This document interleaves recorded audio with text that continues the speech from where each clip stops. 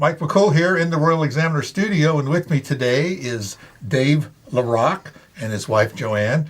And Dave is running for our new Senate district, Virginia Senate District 1. Number 1. Kind of got a ring to that number. I really like it. I agree. One of the first questions I always ask every candidate, why in the world do you want to do this?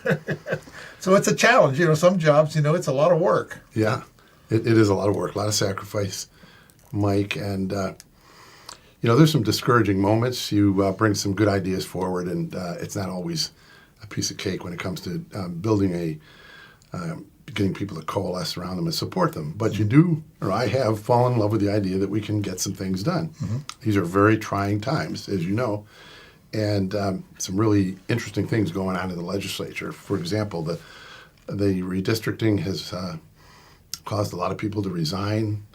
There's going to be a lot of turnover, and there's a lot of experience that's missing. I had kind of inclined to think that I would let things sunset after 10 years. I served in the House of Delegates for 10 years.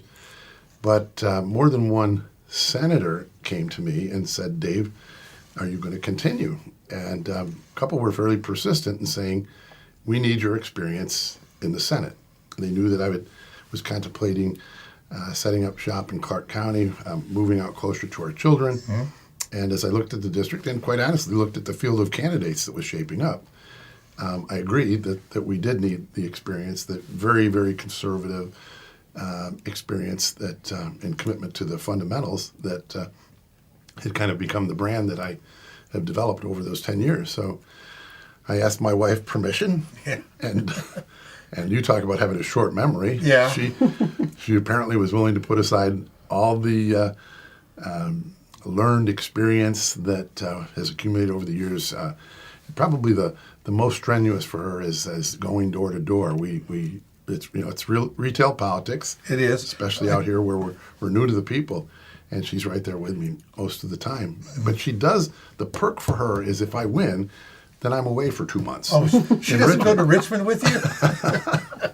My wife always asked me that. I did a lot of traveling earlier in our business, and one time I was home for like 2 weeks. Don't you need to go somewhere? I just messed up her routine, Well, that's a little joke between us, but that's probably not entirely untrue. There's some truth in those things, what to say. Yeah. So you're right about door to door. That's what really how in this area. That's how you win elections. People say, "Oh, I got to get this guy has a lot of signs." I said, "Signs don't win elections. They really don't mean a whole lot." I did a lot of research on the psychology of signs, and everyone come up and says signs don't win elections. So helps, but it doesn't win. Yeah. Well, we pay a lot of attention to them as candidates, and they do remind people, and I think they sort of validate, especially a new name. Sure. So back when I ran 10 years ago in a primary against a 20-year incumbent, I've met a couple of people that like to tell the story that when they drove around and saw some big LaRocks signs and none of the incumbents, that it got their attention. It did, right. And they help remind people, especially in this off-term June 20th primary, right. People aren't thinking about elections. No. So we go door to door, a lot of even in the areas with high name recognition, we really emphasize to people, this is... you got to get out and vote. And this primary is where the senator is going to be chosen, because this is a 65-plus Republican district. So. Pretty sure that whoever gets the Republican nomination they had a really good 90% chance they're going to win in November. You'd really have to muff something up. I think so. I was looking. I don't even know who the Democrat candidate is yet, but... I'm sure I don't know. I don't even know who it is. That's fine with me. You don't need to know. But that's what I say. It goes back to name recognition. And sometimes in some districts, and Republicans do it as well, they just give up because they know they're not going to win. So no one wants to run and waste their time and money. They'll move on to something else. But I think we're pretty good red out here in this area, in this district. And we kind of got that locked in. That's pretty good. Speaking of which, I know you're a Republican and conservative. Everybody's going on the Second Amendment and everything, but I think you have a unique thing on education.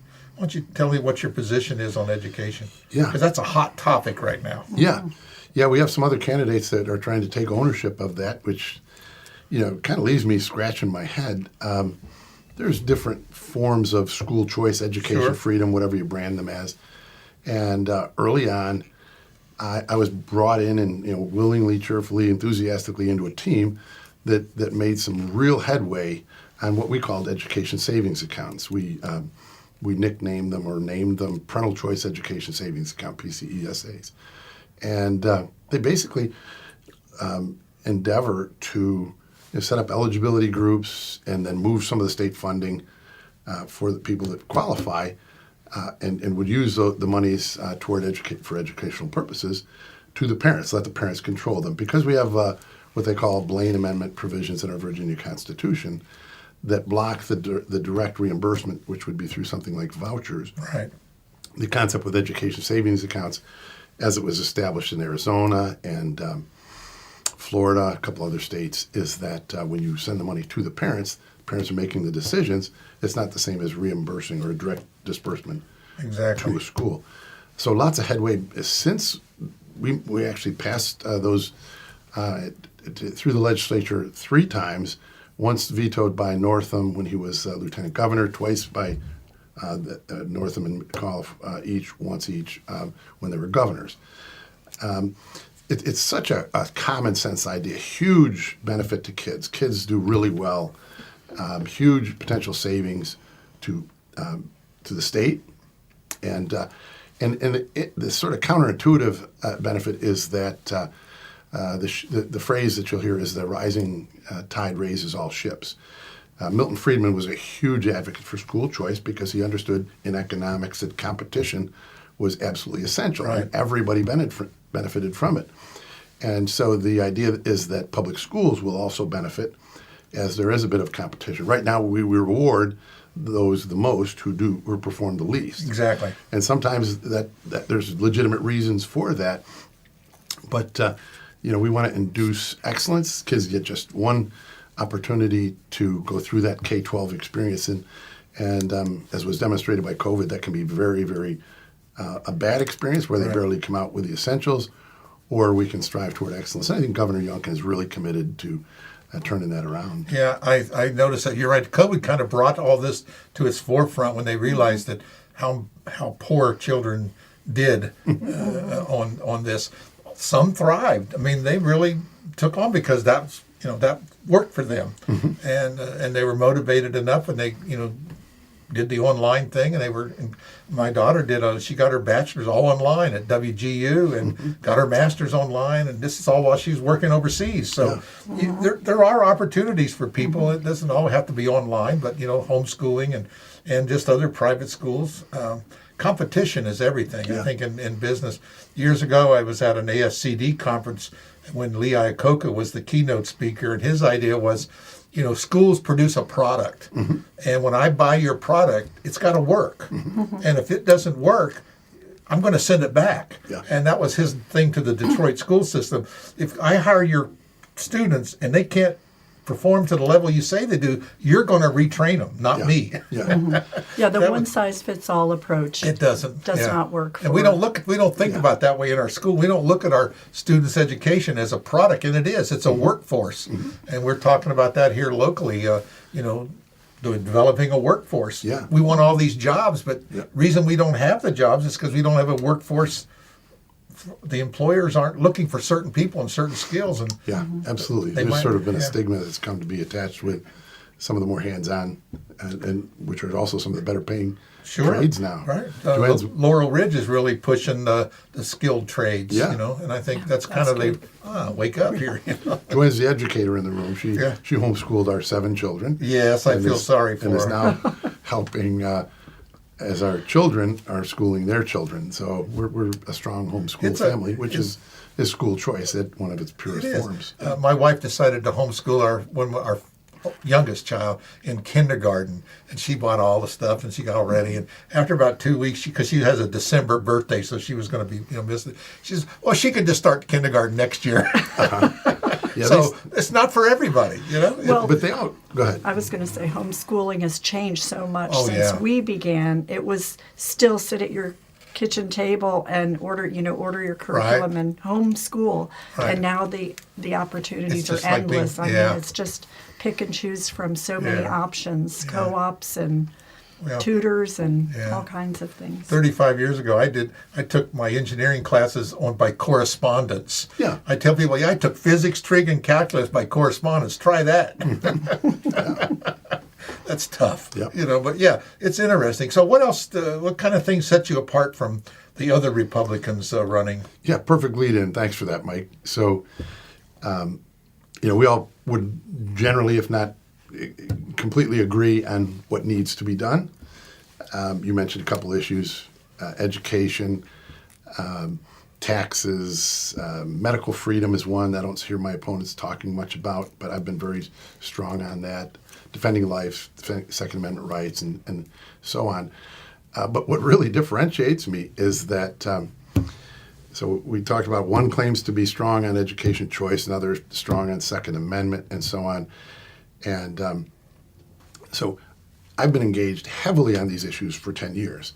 We've been through some very, very strong trials and that have stressed Virginia here in the last couple of years. The 2020 election, which raised significant concerns about election integrity.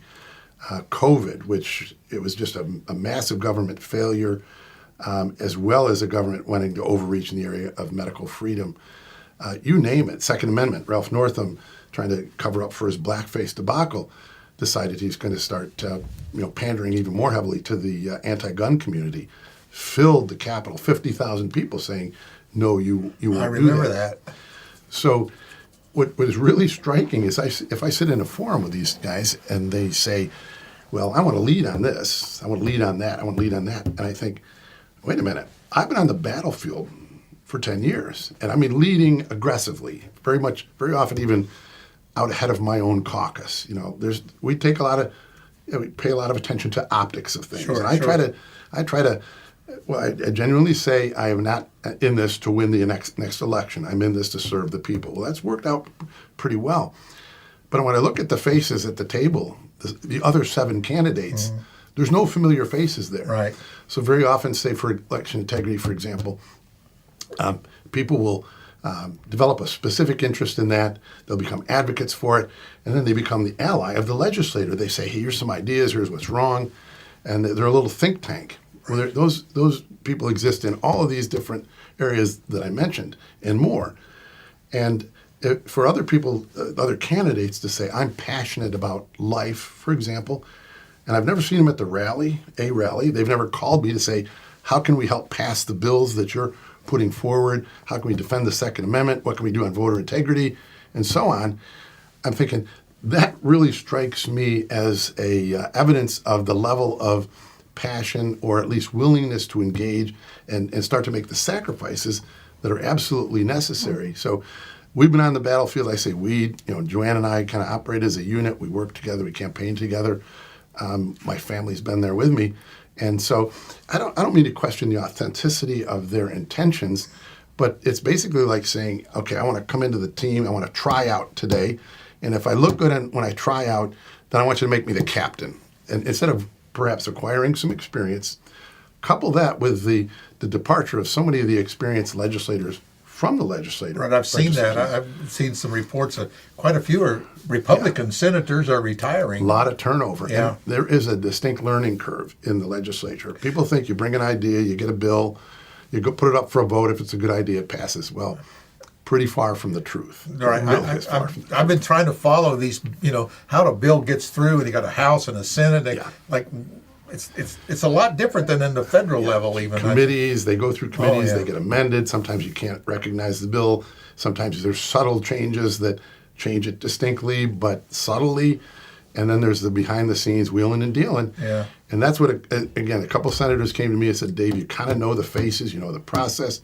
And if we don't have at least 1 or 2 staunch conservatives like you, then they get away with too much." Right.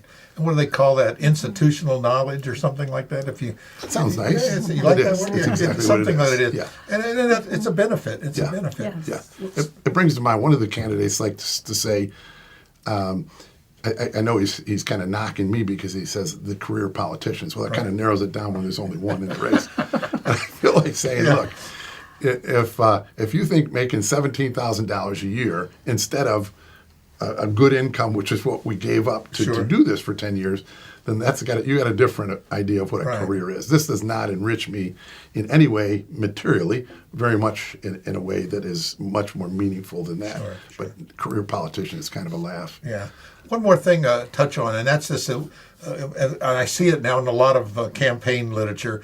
We need an election day, not an election season. Yeah. What do you agree with those kind of? That's kind of a broad term, but election season we've turned into starting voting months in advance, and it's a catchy phrase. It is a catchy and phrase. I hear people repeating it back at the doors. The Democrats. And I shouldn't use totally all these broad generalizations. Sure. There are those among the Democrats that are extreme, and they have no hesitation to corrupt our children, to corrupt the election process, and so on. So I shouldn't say just all Democrats. Right. There are those among us. So the progressive ones.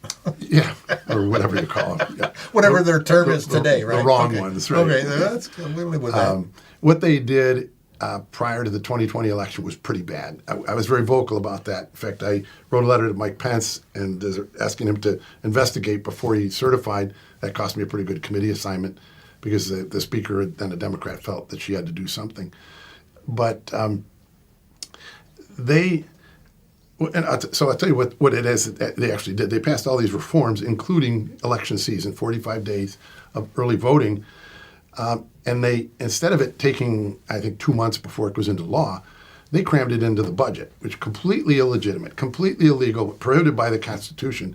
The budget takes effect immediately, so all of these things dramatically affected how our elections were conducted prior to 2020 to promote cheating. I'm completely convinced that's a harsh accusation, but it was for the intention of promoting cheating. Now, there's nothing cheating about voting 45 days early. Sure. I hope people will do it. But when you look at the fact that most people vote the last 7 to 10 days before the election, then it's impractical. There's really no reason to do that. So we had a bill in this past session. It was called we referred to it as the omnibus. It was about 12 things that the Democrats had passed and that we wanted to unpack and reverse and do it all at once, not piecemeal. Right. And one of them would be to narrow it down between 7 to 10 days early voting. If that. I mean, I don't know that you need that. It used to be for armed forces or people that had a very distinct inability to vote on election day. That's okay. But people do seem to enjoy it, and we want to be responsive to what the general public likes. So if I've always said, though, we could always vote early just by voting absentee. Yeah. We see a lot of things, voter ID. You can't get a library card without 12 things of identification. Can't fly, can't do anything without an ID. It's easier to get a sex change operation than it is to... And I try to explain to people, I said, you can vote without an ID. Virginia, they don't stop you from voting. Right. It's just a provisional vote until later they can check it out. So you can still vote without an ID. I just never could wrap my head around why people thought that was hindering people to vote. I just never could figure that out. I don't think they really think that. They just think it enables cheaters is really what it is. And then, and what's wrong with, so we could always vote early. We always had mail-in ballots. We just called them absentee ballots. And the reasons for using it is pretty broad. I mean, no one really ever goes back and checks up. So you could just say, I want it, and pretty much, I'm out of town that day, and you can get it. I mean, so, I don't know. It always seemed to bother me, because I like going to the polls on election day. Yeah, and as I mentioned to people that, that we can vote early, primary day as we're going door to door, almost without exception, they say, I'm old-fashioned. There are some that'll say, I've already voted, or I'm not going to vote. But I would say 8 out of 10 say, I'm old-fashioned, I'm going to vote on election day. Right. And my follow-up to that is, don't forget. Don't forget. Yeah, that's the day when the candidates are calling everybody. Right. Another thing, too, is like counting the votes. We can count. Americans Got Talent talent counts all the votes around the entire world and gets it to you in less than an hour. So I don't see why it takes 6 months to get an election certified. Yeah. I think I'm a believer that there should be hand-counted ballots. These tabulation machines that can be reprogrammed and conceivably reprogrammed remotely, I don't trust it, period. Yeah. So there should be hand counts. Now, if you want to do an early announcement, but then follow up shortly after. It doesn't take that long, really. No, it should be. It should be done that way. There's always double checks. So we've had systems in place for 200 years. Yeah. It's kind of like they say, the Constitution's outdated. I think I can't see how it is. We've used it. It works good. It's kind of fascinating. If you look at the way our election laws are written, it's clear that the laws that have been on the books for a while intended that the ballots would be printed locally, and then, I mean, not transferred in an armored car, but basically close to it with an Right. observer from the registrar's office, with them swearing that they had been not been that they. That's the ballots that have been printed, Right. Actually on site where they're printed and then brought to the registrar. Now they're outsourcing huge lists of early absentee voters to a place in Seattle, which is not exactly known for its is to be a bastion of conservative thinking. Right, yeah. And so the Loudoun County sent 10,000 plus names to them to have them process early absentee votes. Again, I don't know that they cheated, but you sure are setting up. People always said, I got 2 or 3 ballots in the mail. you Yeah, know? I heard that. Yeah, so you hear all sorts of things from both sides. Yeah. But either way, if you show up for election day, people say, "Oh, you've already voted." Well, no, I didn't. Takes all the fun out And of you've it. heard, and you've heard people say that. I get to the poll and they've said I've already voted. Yeah. And sometimes they don't see that as a problem. I never could, like you say, it's hard to get your head wrapped around it. But I want to congratulate you for running, and Thanks, Mike. thank you for doing it. I think Sure. the more the merrier. I like to, people. It's a good learning experience. Even, Yeah. I've lost some elections. I know how it is. Yeah. And it's a lot of work, and people don't really realize how much work it is. And you definitely don't do it for the money. Right. And I don't care, even at the federal level, trust me, they don't pay enough. But, of course, the only part that bothers me is sometimes people come out a little richer after they get out than when they get in at that federal part. You know what I mean? I don't That's understand how kind of that rumor works. that Nancy and her husband figured that one out. Yeah, They're good stockbrokers. could be. Yeah.